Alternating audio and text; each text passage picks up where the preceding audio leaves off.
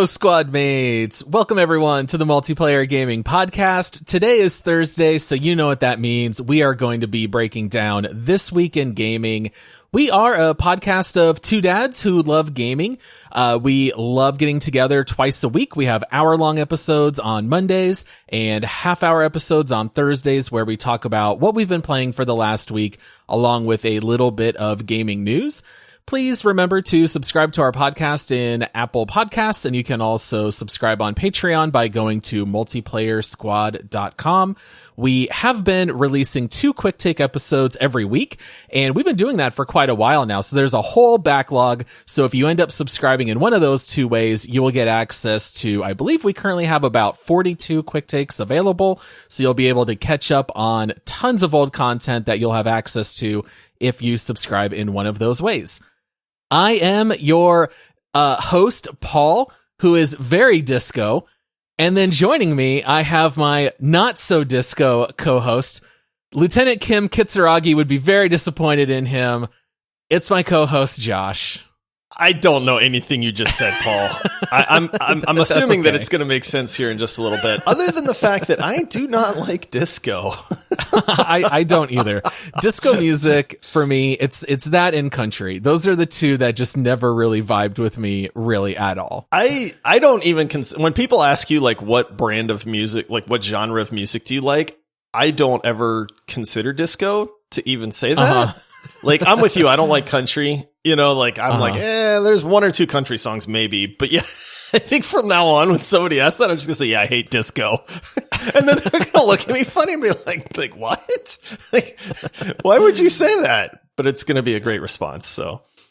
Oh, man. Yeah, so last time we did This Week in Gaming, or maybe I mentioned it, I don't remember whether or not I did on the show, but I talked about how I never finished Disco Elysium and how I dropped it when we had started the podcast because I had to only play stuff that we were playing for the pod. So I finally reinstalled it, and I did end up beating it here this week. So I know that you have not played Disco Elysium. We've talked about it a little bit. The game's very famous for being very similar to like a tabletop game. So there's dice rolls. It's an RPG. There's also no combat. It's very dialogue driven.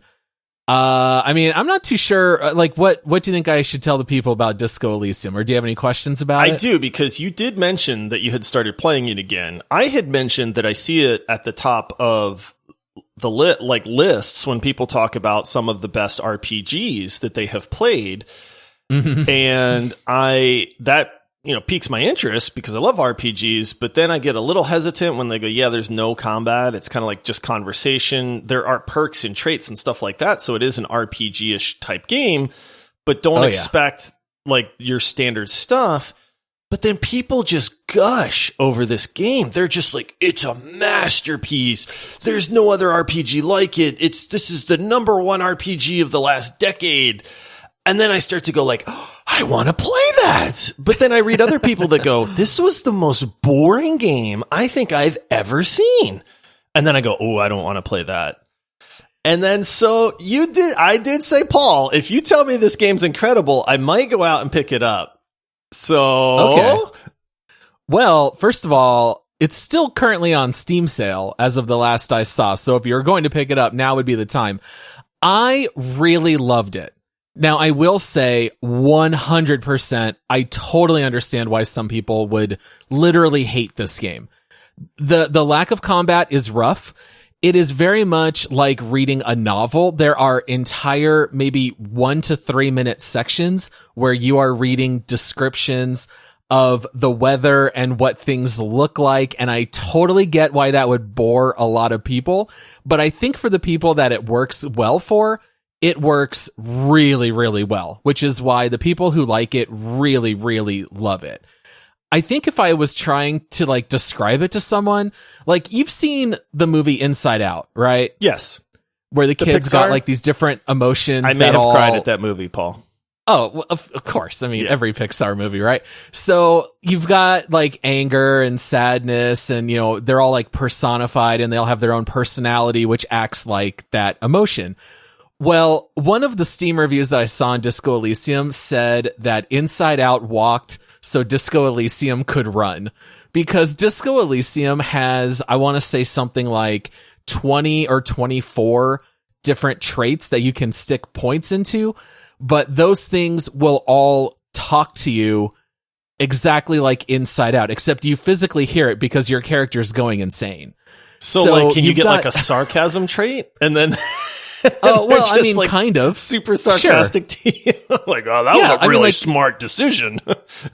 Oh, absolutely. Yes. All of these traits, they tell you what to do, what not to do, and it's all based on that trait. So there's things in this game like logic, reaction speed, visual calculus.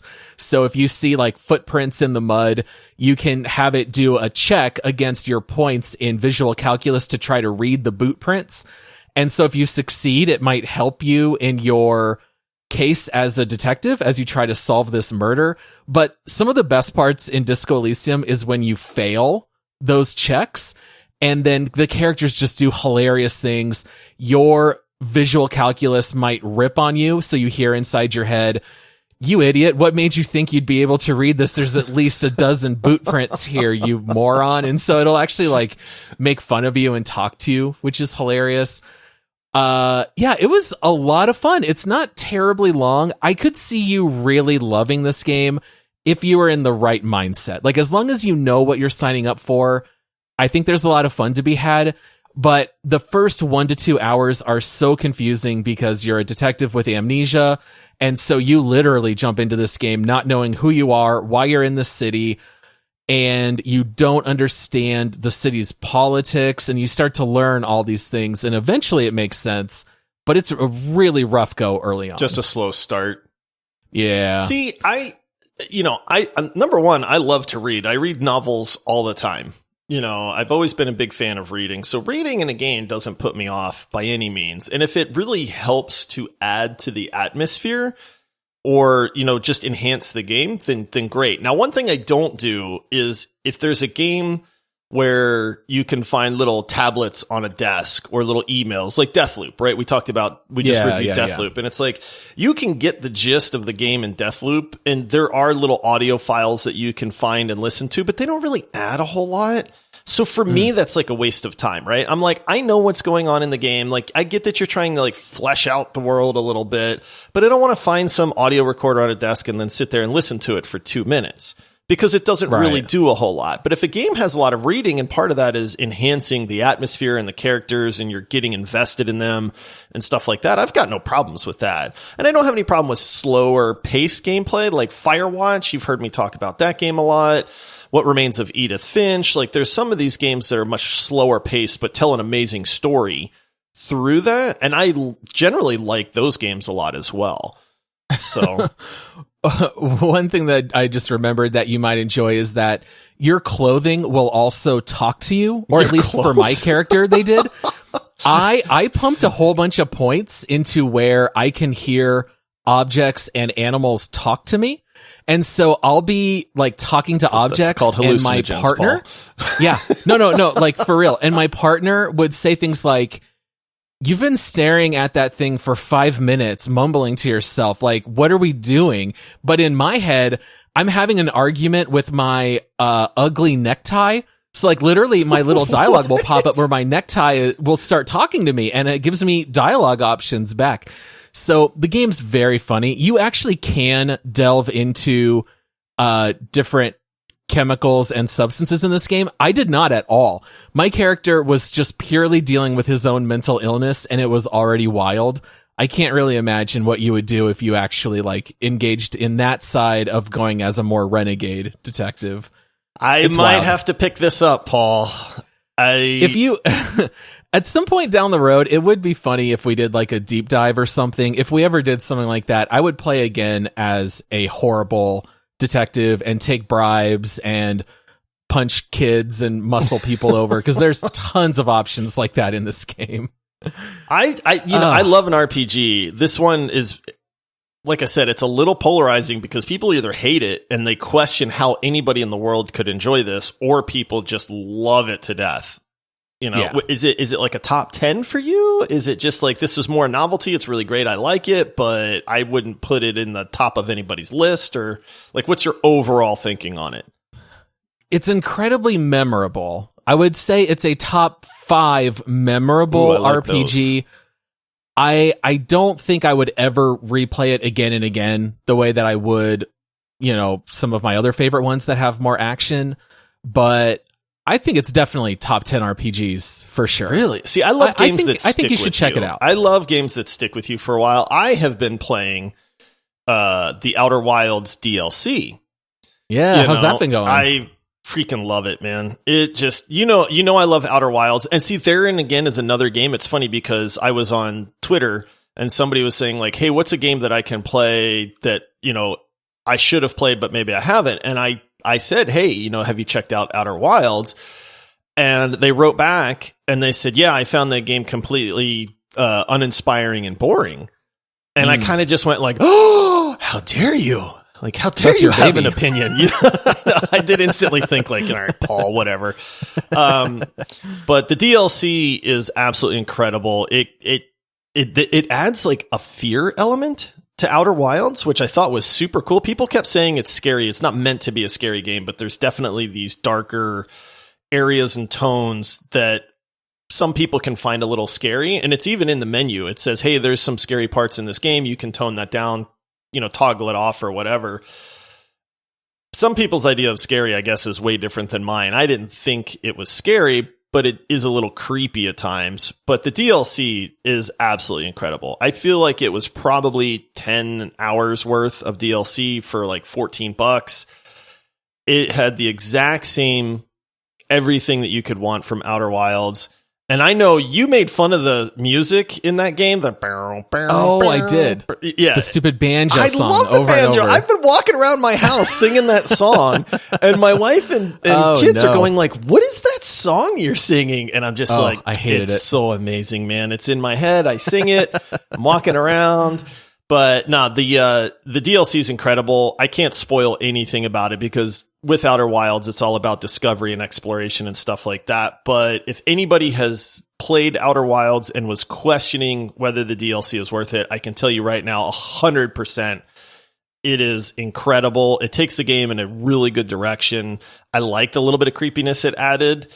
Yeah, I was having a blast with that, man. How much does that one cost? $14.99. $14.99. Yeah, what was the base game? I don't remember. How much did we pay?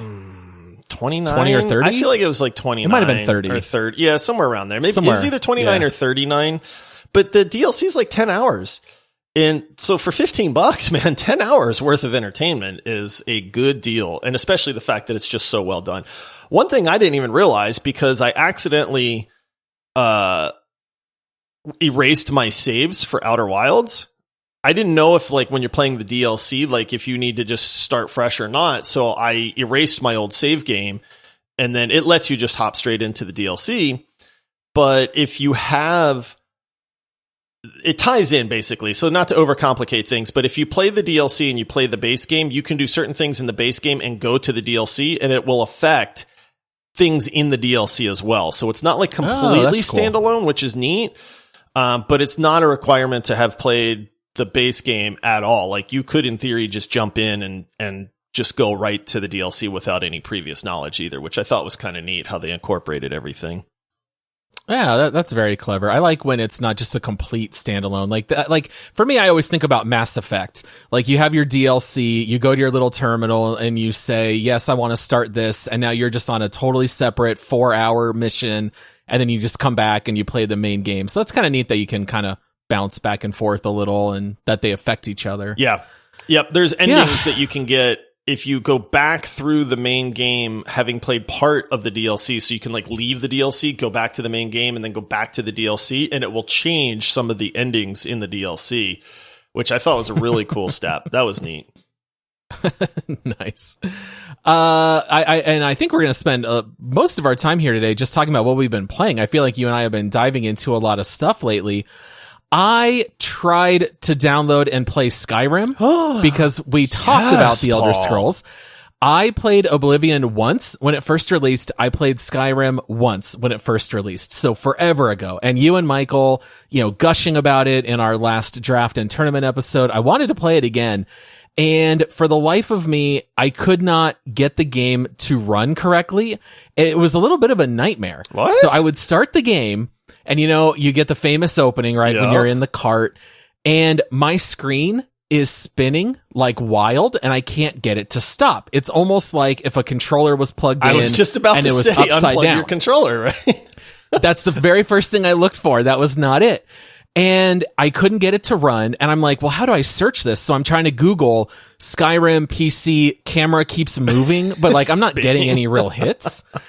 You want to know what it was? You know what I finally figured out? Running it on higher frame rates than 60 frames per second breaks the in-game physics. No. So my cart was spinning off into space and flying around like mad because I'm trying to run it on a 144 hertz monitor.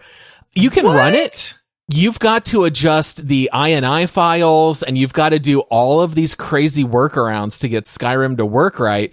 But it took me about 40 minutes of Googling before I finally figured all of that out. That is a bit the of a worst. nightmare. Is it not the worst to just, you go to play a game and So something's goofy. not working, and then you're like, what the heck is this, man? Yeah, and I thought it was something I did, so I just like shut it down and restarted, and then it was still doing it, and so I tinkered with like my camera sensitivity. I thought maybe it was just some kind of glitch, but yeah, what a nightmare. And then also I did dive into the Riders Republic demo. Oh, so we did talk a little bit about that game a while ago, but we haven't talked about it recently. I forgot about that game. So you played the demo? I did.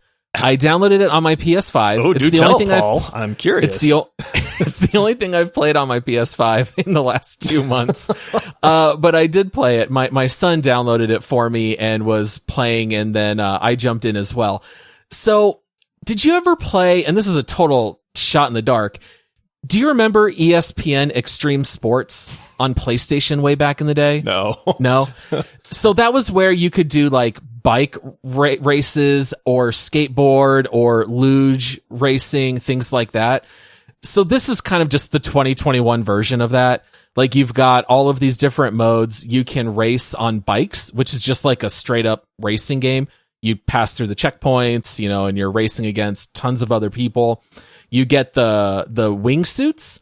So you're literally like a jet flying through the air, which is really fun. You get your checkpoints in the air and you're racing around that way. And then you also can do skiing where you do tricks like Tony Hawk. So you do different button combos and you get, your tricks in. I actually thought it was really fun. It kind of made me want to buy it when it comes out later this week. Is it just racing though? Like, is it just, go through this checkpoint and that checkpoint and try to make it to the end? Like, is it a racing game? I guess that's my question, because I've seen video. We've talked about it. We've both kind of said, hey, this is a game that we need to check out, but I have not played it. And I'll be honest, I kind of forgot about it. And I do enjoy racing games. Like I kind of got hyped up for the Hot Wheels Unleashed, but then people said it really needs more content. You kind of get tired of the same 4 or 5 tracks after a while, and it's just racing. There's really not much else going on. But with Riders Republic, with all of the different things, they, like you said, they show wingsuits and bikes and, whatever. I feel like there's like 5 or 6 different like vehicles or something. I don't know if it's bike a vehicle. I think so. Yeah, vehicles. Okay. Yeah, it's I think they call it a massive multiplayer sports game. So you can play against like 50 other people.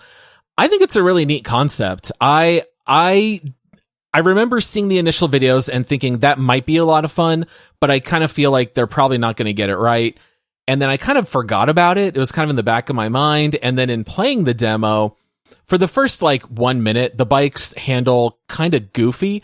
Like it's not like really tight, responsive racing like you might get from some games. But once it kind of like just calibrated in my brain, it was a ton of fun.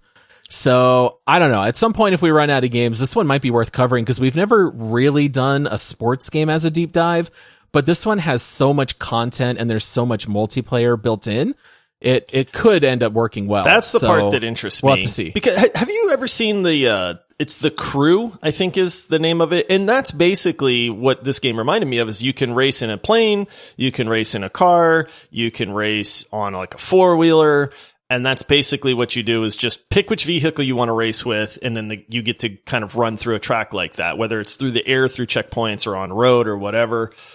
I think I got the crew for free, or maybe I tried it and then I wound up going, yeah, this is just, it's the same race, but with a different skin. It almost felt like. Yeah. So I kind of just, I guess, blew it off, or maybe I didn't give it enough of a chance. But the multiplayer component sounds great, because if you can get a bunch of friends playing it, that's where the competition sets in. And I love me some competition. Yeah. And like, I did not pick up the Tony Hawk remastered games, and I have not bought a racing game in forever. But I kind of felt like, well, if you're going to give me all those in one package, maybe that's where I actually would buy it.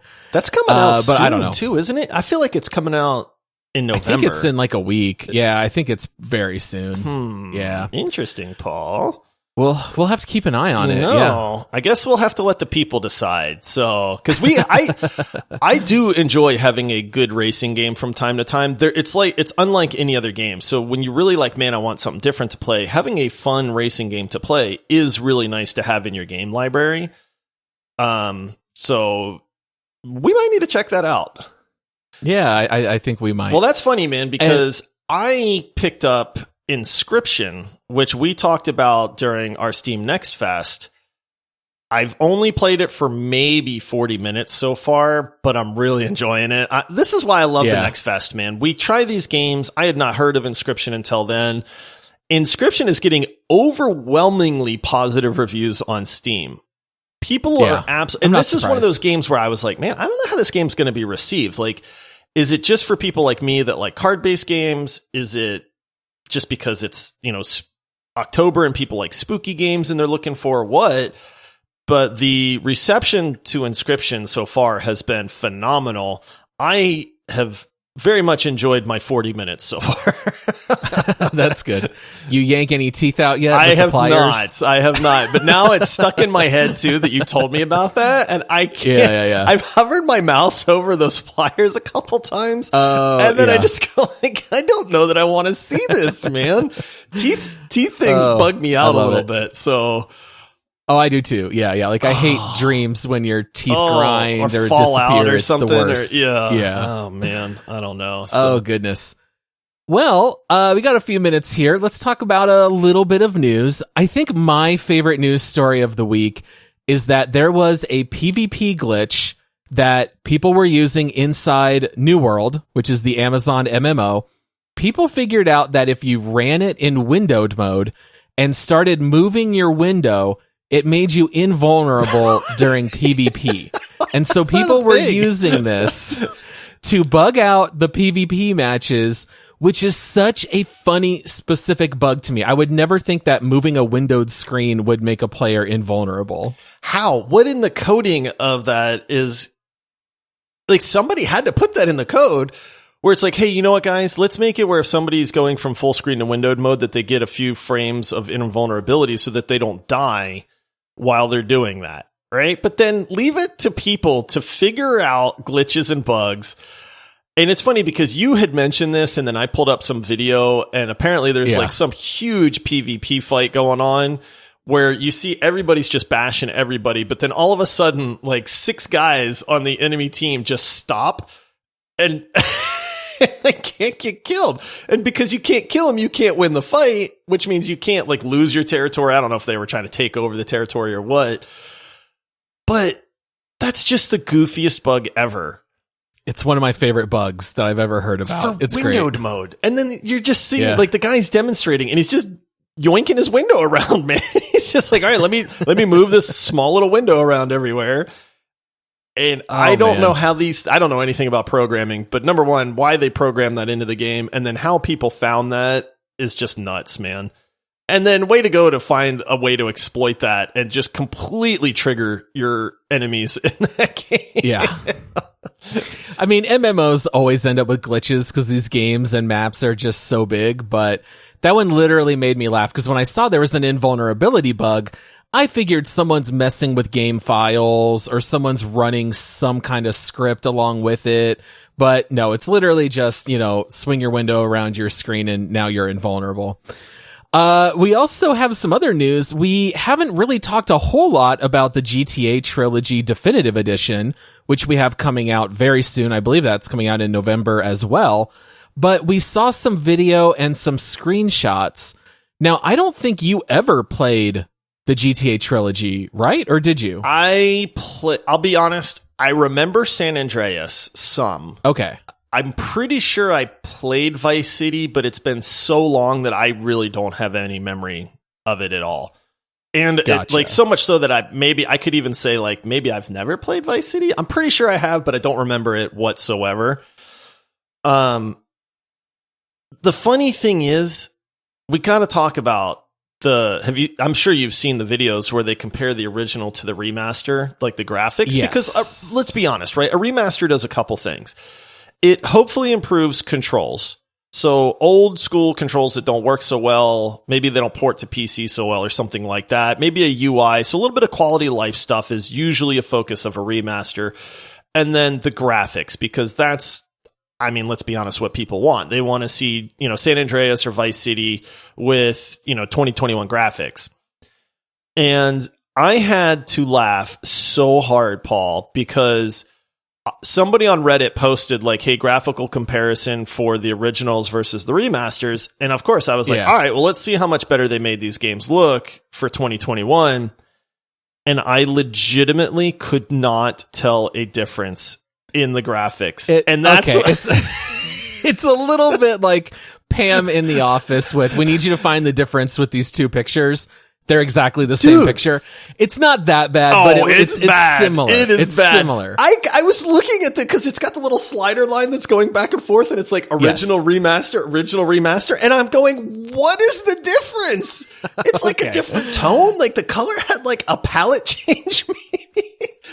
Well, and then I was this is the biggest scam ever perpetrated on people, because they claim that they improved the graphics, and I feel like all they did was wash it through a yellow filter or something instead. Oh. And I'm just thinking and they're going to sell this trilogy as a remaster for $60. And they didn't do anything. Now hold on. Okay, to be fair, it definitely looks better. It is not going to look like 2021 games, obviously, but I will say I did expect it to look maybe a little bit better, a little bit more refined. You and me both. But the color scheme is kind of weird, because I feel like it makes the game look more cartoony, especially when you see the picture of Tommy Vercetti from Vice City. In my mind, I remember playing so much Vice City, the game felt kind of gritty, right? It was, you get the Miami Vice colors, but you're in this gritty type of world and the violence and everything. When I see especially the still frames of Tommy Vercetti, he looks like a character out of The Sims. Yes. And it's really throwing me for a mind loop, where it doesn't really make sense. It looks to me almost more like Saints Row than GTA, and it's very strange. This whole thing is weird to me. It really is. I've made everybody knows that's listening how I feel about remasters, but for them to do this trilogy, which is a beloved trilogy by a lot of people, and then to put so little effort into this, let's be honest, man. Okay, we picked on the Diablo 2 remaster, but they really improved the graphics in Diablo 2 for the remaster. They actually tried to do a lot of stuff for that. I feel like with this GTA series, I feel like they did the absolute least amount possible so that they could call this a remaster and throw it out to the world and hope for some money. And I know people are going to snatch this up. Honestly, it's been so long since people have played it. People are hungry for GTA 6. GTA 5 is beautiful. I don't know what people expected, man, but I expected more for somebody that doesn't even care. Yeah. I just looked at these videos and I went, what's the difference? Why? Just call it a trilogy. Say, hey, for the first time ever, you can buy the GTA 3, Vice City, and San Andreas trilogy. And then just leave it the same. Well, I do hope that the controls are greatly improved. If I'm able to, play with more fine-tuned controls, that in and of itself would be a drastic improvement. Trying to play the old ones, it's kind of like there's just you're walking very blocky, almost like you have a D-pad, So if they improve that kind of stuff, that would be great. But I will agree with you that it does appear to be the minimum amount you can do to be able to call it a remaster without lying. Yes, because exactly. it's not a vastly different remaster. I know we're just about out of time here, but the last thing that I wanted to mention is just that we geeked out a little bit in our Discord server. We got the God of War coming to PC now you're announcement. Talking my love language, Paul. Ooh, can you imagine playing this game in 4K, Dude, Josh? It looks so good when drooling. it's not. I am drooling so bad. Yeah. I knew it was coming. I didn't know when it was coming, but I knew that it was coming. But dude, God of War for PC is going to look absolutely phenomenal. There's not many video games that exist in this world that I have played more than once. Like, honestly, I move on to the next thing. I want the experience of new games. I will absolutely pick up God of War for PC and play that game all the way through from start to finish, and probably try to do more than I did the first time, because the first time I played it, I was a little rushed because I had borrowed our friend's PS4 and I felt kind of bad. I wanted to give it back to him. But I am going to enjoy playing God of War on PC like nobody else, man. The funny thing is I literally just downloaded it on my PS5 and I played it for about an hour and a half with my wife on the couch next to me. And then this news came out and I was like, all right, well, I'm not playing anymore on the PS5. I'm just going to wait now and I'll get it on PC. I feel like the last game that really blew me away on PC was Red Dead Redemption 2. And I can already tell God of War is going to do that. It looked so good in even just 1080p. I can't imagine running this on 4K, what it's going to look like. They've said it's going to have blast. 4K. It's going to have DLSS. I mean, they're really making this for PC. My only concern is sometimes PlayStation games that are ported to PC, or Xbox games for that matter, before, everything was available on PC through Microsoft. But sometimes ports are a little wonky. Like Horizon Zero Dawn was a good example of that. I had never played it. It came out for PC. I picked it up. I thought it was fine. The game itself is great, but the port had a few issues that they had to work on over the course of like the next 4 months to really kind of patch up. And they did. It's perfectly fine now. But that's my only concern, is like, please make the controls responsive. Please make it for PC to where it doesn't say like press triangle to block or whatever. And I'm like, where's triangle on my keyboard? Like, what are you talking about? But yeah, I cannot wait for that, man. I totally geeked out. I drooled. I acted like a little child in our Discord server when I found out the news. I'm very ready to play it again. So the fact that it'll be out on PC is going to be a lot of fun. So instead of playing it again on console, I'll wait and get the PC experience, which of course, we know is going to be far superior. Well, I think that's all we got for today. Anything else you wanted to talk about? No, man, these go by so fast. So fast. They really do. Man. Yeah.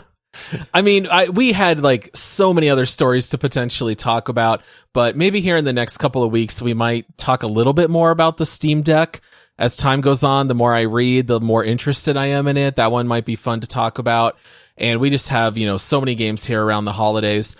If you have not already joined our free Discord, check out the link in the episode description. Come join us. You can come chat with me and Josh. You can chat with other people who love the show. We also release announcements there, and we love talking about a lot of this news in real time as we run across it. So if you want to, come check that out on Discord. And of course, that's completely free and it's open to everyone there. And I think that's it. We're going to be back with what's our next episode? Is it a bonus Shovel round? Night. No, that's right. It's our deep dive on Shovel Knight. So since we let the cat out of the bag, we can now talk about it in the open. Yeah. But yeah, we'll be doing Shovel Knight for our next deep dive, and then we have not announced the game that legendary TFolls picked for us, but I did actually start playing that this morning as well. This makes me happy, man. I love having like 4 or 5 different games to play. Unless one of them really sucks me in, and then I'm like, I don't want to have to play these other 4 games. Yeah. But that's a good problem to have, too. Yeah, I love that you've got Outer Wilds, which is this like puzzle adventure game, and then Shovel Knight, of course, being a platformer. And the new game is, I don't even really know how to describe it. I guess it's kind of a puzzle game in a way, but very different, very funny. It is. Very meta. Yeah, I kind of chuckle. I've chuckled a few times so far. So that one is definitely has me interested as well, which is neat. So All right. Well, thanks everyone for joining us. We'll be back with that Shovel Knight episode on Monday, and we'll see you guys then. See you, everybody.